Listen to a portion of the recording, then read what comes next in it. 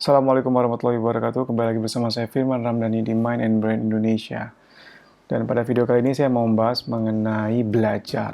Oke, jadi kebetulan saya lagi diminta ngisi sebuah materi di sekolah yang cukup integratif. Jadi sama guru-gurunya, sama guru-guru yang berperan menjadi mentor, sama orang tuanya, sama juga muridnya.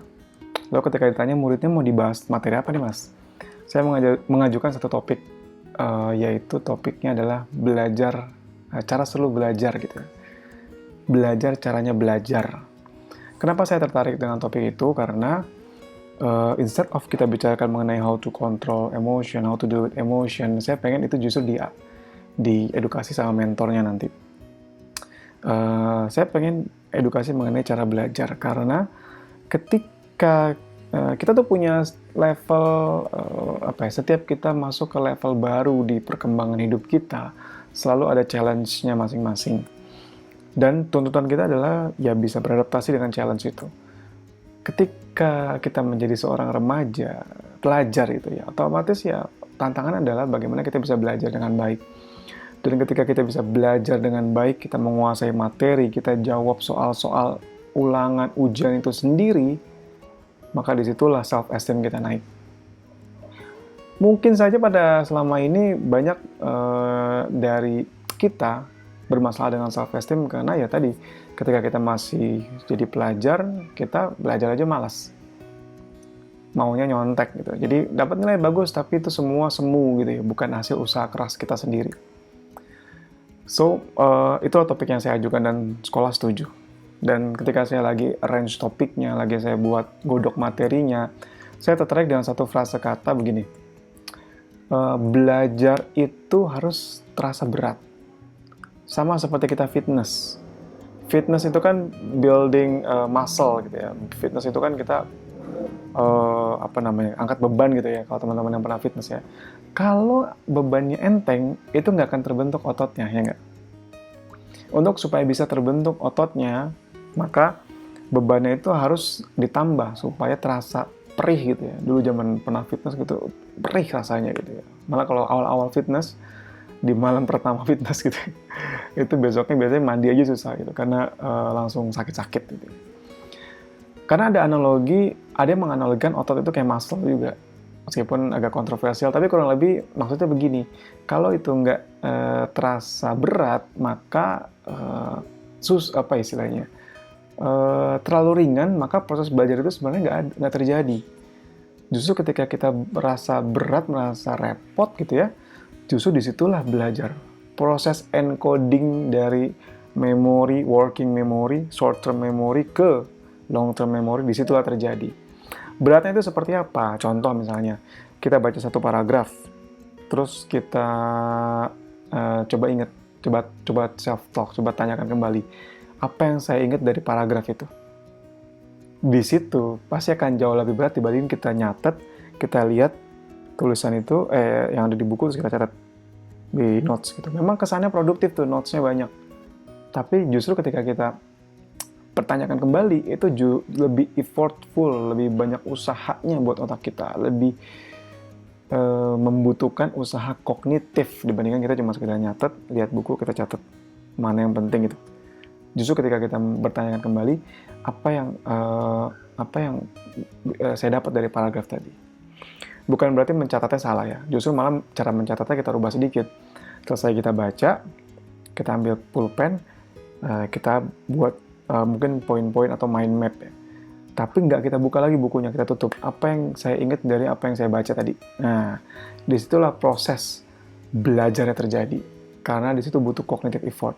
Karena belajar bukan cuma sekedar memasukkan sesuatu di dalam otak kita, ke dalam otak kita, justru menarik apa yang sudah ada di dalam otak kita, lalu diolah, dimasukkan kembali, gitu. Mudah-mudahan nggak bingungnya. So, teman-teman yang sedang kesulitan belajar, baca kok nggak masuk-masuk ya, percayalah, itu sebenarnya lagi belajar gitu ya. Jangan merasa Anda bodoh, jangan merasa Anda kurang. Justru memang sekali lagi, once itu terasa berat, disitulah belajar itu terjadi. Tinggal gimana kita mengubah pemaknaan kita. Ketika kita merasa, ya kayaknya emang gue nggak bisa nih, kayaknya gue bodoh. disitulah hormon stres muncul, membuat kita makin sulit belajar. Tapi ketika kita memang proses belajar seperti ini emang akan bertahap, disitulah kita bisa lebih punya value, lebih enjoy, bisa lebih meaningful kegiatan belajar kita. Tapi jangan pakai cara ini, tips ini atau frase tadi untuk sistem kebut semalam. Ya, karena nggak ada tuh sistem kebut semalam, tuh nggak ada bagusnya gitu ya. Justru kita bisa bilang kayak begini ketika kita sudah memprogram belajar kita itu sedikit demi sedikit. Lebih baik belajar sedikit-sedikit, tapi setiap hari ya. Jadi misalnya hari ini belajar cuma 10 menit aja, nggak usah lama-lama, mungkin 10 atau 15 menit gitu ya. Tapi rutin gitu ya, dibandingin kita forsir dalam sebelum ujian gitu ya. Sejam, 2 jam sebelum ujian, itu nggak akan efektif sama sekali. Pertama gini, mungkin kita pada ujian masih ada yang tersisa, kita inget. Tapi for the long term, for the long run, itu nggak ada efeknya. Nggak ada efeknya buat attitude kita dalam menghadapi tantangan. Attitude kita dalam belajar, karena belajar itu kan sepanjang hidup ya. Belajar itu bukan cuma saat SD, SMP, SMA. Nanti kuliah juga belajar, pas kerja juga ada yang perlu kita pelajari. Attitude kita adalah kita tunda belajar itu, kita kumpulin sampai nanti akhirnya banyak, sampai akhirnya kita nggak mampu. Gitu. Apalagi kalau yang attitude-nya nyontek gitu. Nanti ketika kita sudah attitude itu sikap ya. Jadi sikap kita itu terlatih ketika kita di dalam sekolah, masih sekolah. Terlatihnya apa? Supaya tadi kita bisa mengorganisasi gitu ya tugas-tugas kita, cara belajar kita, sehingga terbiasalah otak kita untuk tadi terbuka dengan hal yang baru, belajar hal yang baru, dan ini sekali lagi sangat penting buat perkembangan hidup kita nanti. Bukan cuma dalam soal akademis, tapi juga dalam soal behavior, dalam soal mindset. Kenapa? Karena pastinya banyak mindset, cara berpikir kita yang mungkin perlu kita adaptasi nanti. Perilaku kita yang mungkin kita mesti ubah. Mungkin kita punya pasangan yang perlu sikapnya berbeda, kita perlu beradaptasi. Nah, beradaptasi pada perilaku dan juga cara berpikir itu kan sebenarnya sama-sama aja belajar. Gitu ya. Oke, mungkin sekian dulu video kali ini. Kalau memang ada yang ingin ditanyakan atau mungkin ada ide-ide mengenai video, please komen di bawah gitu.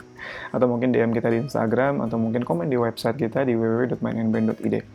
Terima kasih, semoga bermanfaat. Jangan lupa share, yang paling penting itu share sebanyak-banyaknya ya. Semoga jadi amal jariah buat kita semua. Terima kasih. Wassalamualaikum warahmatullahi wabarakatuh.